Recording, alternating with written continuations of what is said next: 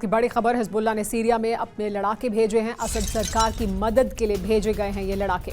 Lebanon Syria border में तैनात होंगे हिजबुल्लाह के लड़ाके। वॉशिंगटन पोस्ट के हवाले से आ रही है ये बड़ी खबर। असद सरकार की मदद के लिए भेजे गए हैं लड़ाके, ऐसी जानकारी मिल रही है। वॉशिंगटन पोस्ट के हवाले से खबर सामने आई है कि लेबनान और सीरिया बॉर्डर पर तैनात होंगे हिजबुल्लाह के लड़ाके। तो एक तरफ इराक की सेना पहुंच चुकी है सीरिया बॉर्डर पर, तो वहीं दूसरी तरफ हिजबुल्लाह के लड़ाके भी बशर अल असद की मदद करने के लिए तैनात किए जा रहे हैं।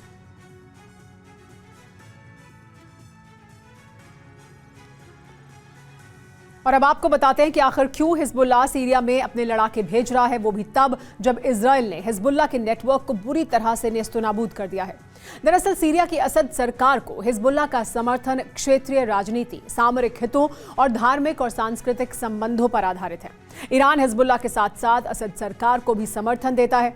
सीरिया हिजबुल्लाह के लिए एक अहम सैन्य और रणनीतिक साझेदार है। असद सरकार के कमजोर होने से हिजबुल्लाह और ईरान की क्षेत्रीय स्थिति कमजोर हो सकती है। अगर असद सरकार गिर जाती है तो सीरिया में सुन्नी बहुसंख्यक शासन स्थापित हो सकता है, जो हिजबुल्लाह और ईरान के हितों के खिलाफ होगा।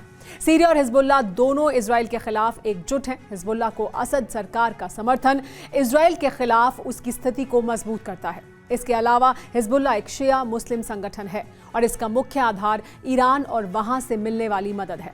सीरिया के राष्ट्रपति बशर अल असद अलवी संप्रदाय से ताल्लुक रखते हैं। शिया और अलवी समुदाय के बीच मजबूत रिश्ते होने की वजह से हिजबुल्लाह असद सरकार को अपना स्वाभाविक सहयोगी मानता है। सीरिया में जारी जंग की स्थिति लेकिन जितना डरा रही है उतनी ही चौंका भी रही है, क्योंकि ये एक ऐसा वॉर जोन है जहां अमेरिका के लिए तुर्की की भूमिका अहम है और तुर्की के रूस के साथ द्विपक्षीय संबंध भी हैं। इन्हीं संबंधों के आधार पर संघर्ष के बीच अर्दोआन और पुतिन की टेलीफोनिक चर्चा हुई है, जिसके बाद स्थिति बदली हुई नजर आ रही है। असद प्लस एर्दोआन, बदला जंग का प्लान।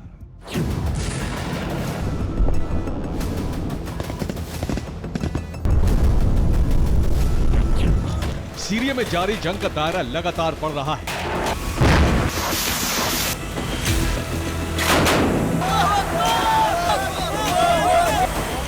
विद्रोहियों को मिले रिचार्ज के बाद फैली बारूदी आग को रूस और अमेरिकन फोर्स की डायरेक्ट एंट्री ने भड़का दिया है।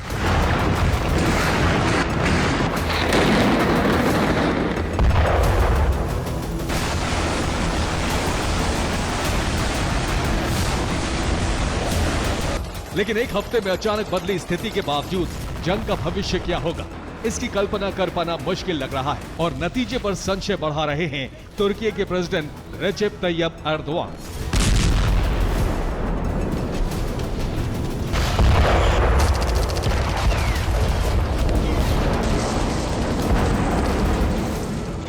अब अगर आपके दिमाग में ये चल रहा है कि आखिर एर्दोआन की सीरिया की जमीन पर क्या भूमिका है, तो इसे जानकर आप हैरान रह जाएंगे, क्योंकि उनकी भूमिका अमेरिका के पक्ष को न सिर्फ कमजोर करती है बल्कि सीरिया के विद्रोहियों को भी प्रभावित करती है, क्योंकि उनकी गतिविधि अब सीरिया में असद और पुतिन के मकसद को पूरा करती नजर आ रही है।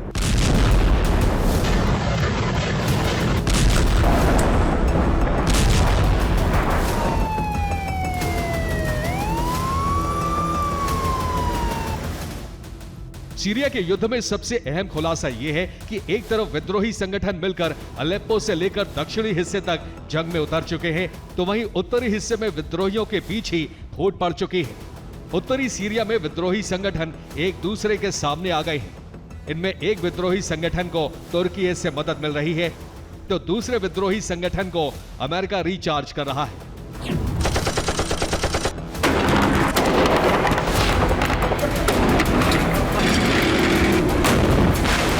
यानी एक ही पक्ष में खड़े दो देश एक दूसरे को दुश्मन समझने वाले विद्रोही गुटों को मदद पहुंचाकर एक दूसरे को नुकसान पहुंचा रहे हैं, जिसमें फायदा असद सरकार और रूस का हो रहा है।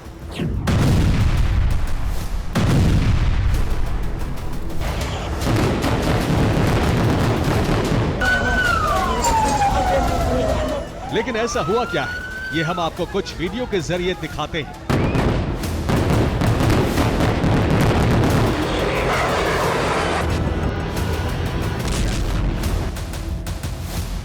ये काफिला तुर्की से फंडिंग और बारूदी मदद हासिल करने वाली सीरिया नेशनल आर्मी का है। वही आर्मी जो असद के खिलाफ विद्रोह के बाद एक सशस्त्र विद्रोही दल बन गई और ये काफिला उस क्षेत्र पर कब्जे के लिए रवाना हो चुका है जहां सीरियाई डेमोक्रेटिक फोर्स यानी अमेरिका से मदद प्राप्त विद्रोही पहले से काबिज है और इस रण क्षेत्र का नाम है मनबिज। लेकिन अचानक जंग में तुर्की समर्थक विद्रोहियों ने अमेरिका से मदद हासिल करने वाले विद्रोहियों को टारगेट करने की रणनीति क्यों अपनाई? क्या पहले की ही तरह तुर्की सीरिया की जंग को अमेरिका बनाम रूस होने से बचाना चाहता है या फिर एर्दोआन पाला बदल रहे हैं?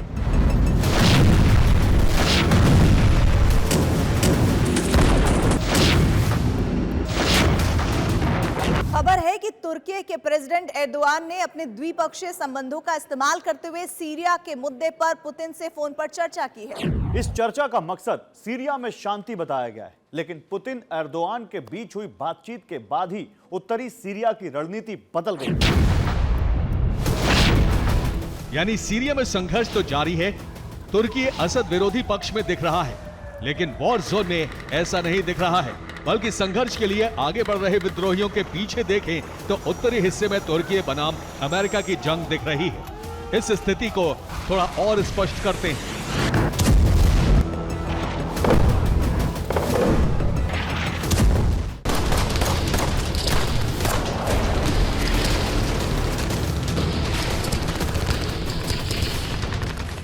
सीरिया का संतुलन बिगाड़ना और बनाना सिर्फ तुर्की के प्रेसिडेंट एर्दोआन पर निर्भर है और अगर मनबिज में एसएनए बनाम एसडीएफ की जंग शुरू होती है तो फिर सीरिया के हालात बदल सकते हैं, जिसका सीधा मतलब एर्दोआन का पक्ष बदलना होगा। लेकिन ऐसा क्यों होगा? इस प्रश्न का उत्तर भी जान लीजिए। दरअसल ये लड़ाई कुर्द क्षेत्र पर अपनाए जाने वाले रुख की है।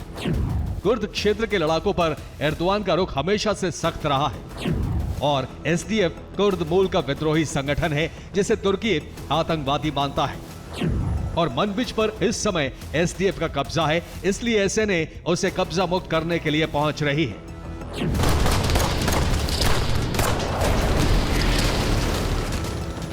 यानी तुर्की समर्थित सीरियाई नेशनल आर्मी ग्रुप असद विरोधी तो है, लेकिन यह ग्रुप तुर्की के लिए काम करता है, इसलिए एसडीएफ के खिलाफ मोर्चा लेने विद्रोही लड़ाके कूच कर चुके हैं। लेकिन कारण सिर्फ कुर्द है या कुछ और, इसके बारे में साफ तौर पर अभी कुछ नहीं कहा जा सकता, क्योंकि यहां तुर्की के रूस के साथ द्विपक्षीय संबंध भी हैं। अब सीरिया के वॉर जोन में तुर्की के रुख पर चर्चा का बाजार गर्म है। दावा किया जा रहा है कि पुतिन एर्दोआन की बातचीत से हालात बदल गए। वॉर जोन में रणनीतिक तौर पर यह माना जा रहा है कि एर्दोआन बशर के खिलाफ जारी विद्रोहियों की जंग पर भी विराम लगा सकते हैं और इसके लिए जो कदम उठाए जाने की आशंका है वो समीकरण पूरी तरह से बदलते हुए दिख रहे हैं।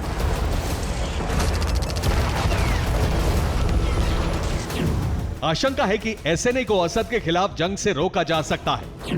कई क्षेत्र पर तुर्की असद और पुतिन का साथ हासिल करेंगे और पश्चिमी मदद से ताकतवर हुए कुर्दिश को पूरी तरह खत्म कर देंगे। हालांकि यह कदम अमेरिका और पश्चिमी देशों के खिलाफ होगा, लेकिन ऐसा पहली बार नहीं होगा। तुर्की पहले भी अमेरिका की मदद से ताकतवर हुए संगठनों के खिलाफ एक्शन लेता रहा है, जिसका परिणाम कुर्दिश पर हमले भी है।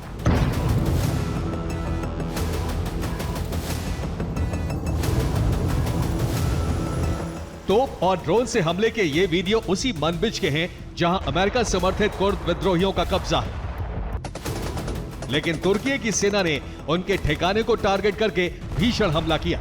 ये हमले कुर्दिस्तान वर्कर्स पार्टी यानी पीकेके और पीपल्स प्रोटेक्शन यूनिट यानी वाईपीजी पर किए गए हैं।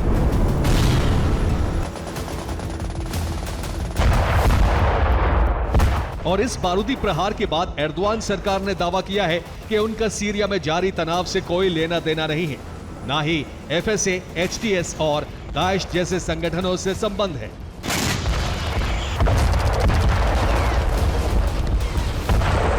जिसका सीधा मतलब है कि सीरिया में जंग का समीकरण एर्दोआन बदलने जा रहे हैं। Bureau report, TV9, Bharatvarsh.